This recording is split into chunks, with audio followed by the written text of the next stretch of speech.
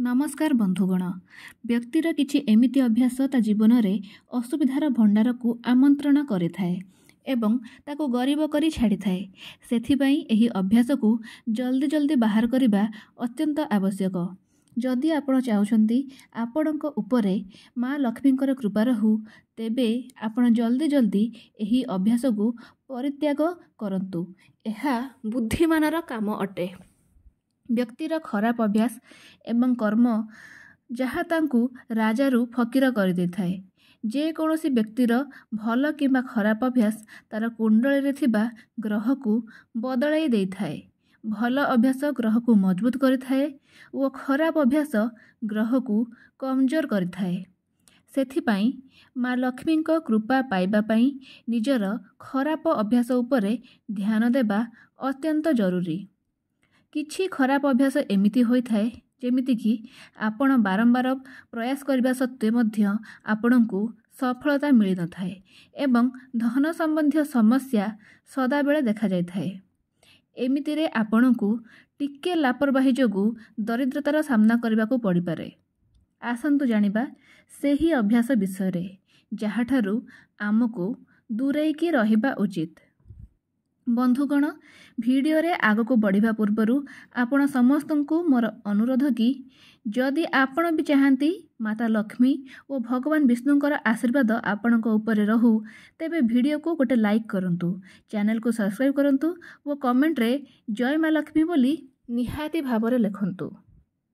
तेबे प्रथम अभ्यासटी हेउची मैला बा अलिया आवर्जना ठारू दूरेई रहिबा। आपणक आखपाख को मैला न हेबाको दियंतु। मैला रे नकारात्मकता आसीथाए एवं माँ लक्ष्मी मध्य एथिरे रागी जाइथांती। सेथिपाई नियमित रूपे निजर आखपाख को सफा सुतुरा रखंतु जेपरि कि आपणक घर को सुख समृद्धि जल्दी जल्दी आसी परिबो। द्वितीय अभ्यासटी होउची नख चोबाइबा। जदि आपणकर मध्य नख चोबाइबार अभ्यास अछि तेबे एहाकू तुरंत बदलाई दियंतु। काहेकि ना नख चोबाइबा द्वारा व्यक्तिर कुंडली रे थिबा सूर्य ग्रह कमजोर होइथाए एवं व्यक्तिर मान सम्मान स्वास्थ्य एवं कार्य उपरे खराब परिणाम देखिबाको मिली पारे।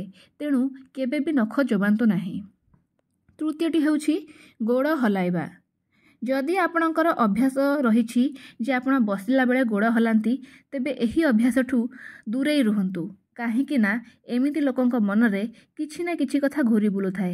एमिति लोकंकर चंद्रमा कमजोर होइथाए। तेणु बसिबा बेले गोड़ हलांतु नाही। चतुर्थटी हेउछि पशु पक्षी को दाना न देबा।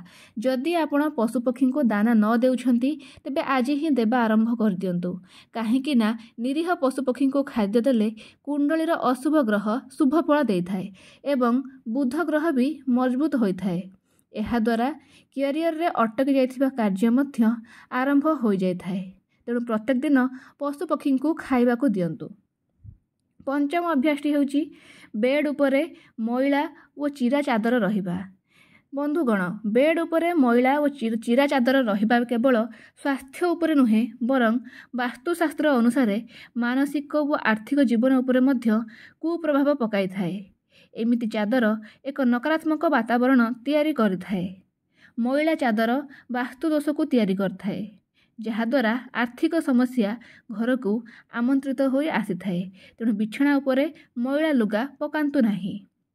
षष्ठ अभ्यासटी हेउछि चिरा अंडरगारमेंट पिंधिबा।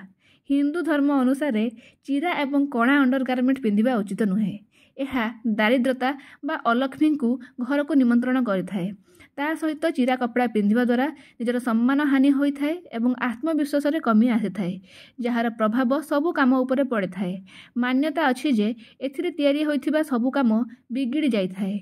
मैला कपड़ा पिंधिबा द्वारा ना केवल स्वास्थ्य संबंधी समस्या बरं धार्मिक दृष्टिकोणरू मैला और चिरा पोशाक पिंधिबा अशुभ बोली मना जाइथाए।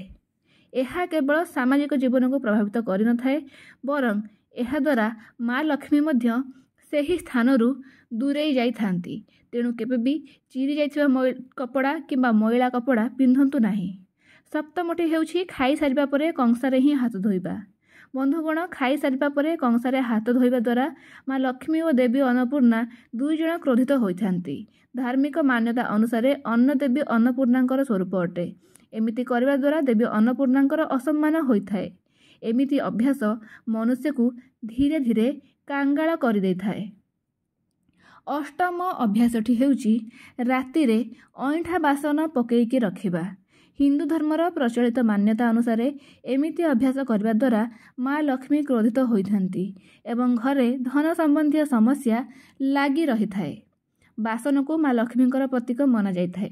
एहाकू केबे भी अइठा रखिबा उचित नुहे। तेबे नवम अभ्यासटी हेउची पाद घोषाड़ी चलिबा। एमिति देखा जाइथाए केते लोक एमिति होइथांती जे से माने चलिला बेले गोड़ घोषाड़ी घोषाड़ी चलती। ज्योतिष शास्त्र रे कहा जाइछि व्यक्तिर एमिति अभ्यास भूल अटे। एहा द्वारा आपणक वैवाहिक जीवन में अशुभ प्रभाव पड़ी थाए। एहा सहित बहुत दुखर सामना करने को पड़ी थाए और घरे दारिद्रतार बास होइथाए। दशम अभ्यासटी हेउछि खाइबा अधारु छाड़ी चली जिबा। शास्त्र रे कहा जाइछि आमे अन्नर अपमान करिबा उचित नुहे। थाली रे खाद्य छाड़िबार अर्थ अन्नर अपमान करिबा। तेणु थाली रे एतिकी खाद्य नेबा दरकार जेतिकी आपण खाई परिबे। अकारण रे खाद्य नष्ट करिबार माने हेउछि कांगाल को आमंत्रण करिबा। एही कार्य रे माँ लक्ष्मी रागी थांती। अन्य अभ्यासटी हेउछि मुख्य द्वार पाखरे जोता और चपल रखिबा। जेउ लोक जोता चपल सजाड़िकी रखि न थाए तांकू निज काम रे बारंबार ऊपर तलर सामना हेबाकू पड़िथाए। खास करी घरर मुख्य द्वार निकट रे चपल जोता रखिबा अनुचित। जोता चपल इयाड़े सियाड़े रखिबा द्वारा माँ लक्ष्मी क्रोधित होइथांती, जहा द्वारा घरे दारिद्रता आसीथाए। अन्य एक अभ्यास हेउछि कंटकित गछ लगाइबा। घर को सजाइबा पई विभिन्न प्रकारर फल फूल गछ लगा जाइथाए। वास्तु अनुसार घरे सबुजता बजाय रखिबा जहा द्वारा सकारात्मक वातावरण सृष्टि होइथाए। किंतु एही कथार ध्यान रखिबा उचित जे घरे केबे कंटकित वृक्ष लगाइबा उचित नुहे। एहा द्वारा घरे नकारात्मक प्रभाव पड़ी थाए। एहा घरर आर्थिक व्यवस्था को कमजोर कर देइथाए। अन्य एक अभ्यास हेउछि भूल स्थान रे झाड़ू रखिबा। घरे थिबा झाड़ू रे माँ लक्ष्मी वास करिथांती। कहा जाए धन दौलत पाई झाड़ूर विशेष भूमिका रही। सेथिपाई झाड़ू को आखि सामने न रखी ताकू केउ एक स्थान रे लुचेईकी रखिबा आवश्यक। एही कथा ध्यान रखिबे जेपरी झाड़ू रे गोड़ न बाजे। एहा द्वारा माँ लक्ष्मी कोप करिथांती। आउ एक अभ्यास हेउछि बाथरूम रे खाली बाल्टी रखिबा। बाथरूम रे खाली बाल्टी रखिबा द्वारा नकारात्मक ऊर्जार बास होइथाए। जदि बाल्टी रे पानी न रखुछंती तेबे खाली मध्य रखंतु नाही। बाल्टी को ओलटाई रखंतु एवं बाथरूम रे केबे भी नलरू पानी बहिबाको दियंतु नाही। एहा सुख समृद्धिर रास्ता रे बाधा सृष्टि करिथाए।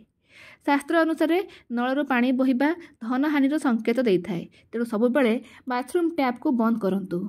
जदि आपण मानकू एही भिडियोटी भल लागिछि तेबे दया करी आम चैनल को सब्सक्राइब करी भिडियो को गोटे लाइक निहाती करंतु एवं निजर सांगसाथी एवं बंधु बांधव मानक सहित भिडियोटी को शेयर करंतु। माँ लक्ष्मी समस्तंकर मंगल करंतु एवं समस्तंकु आशीर्वाद करंतु। जय माँ लक्ष्मी।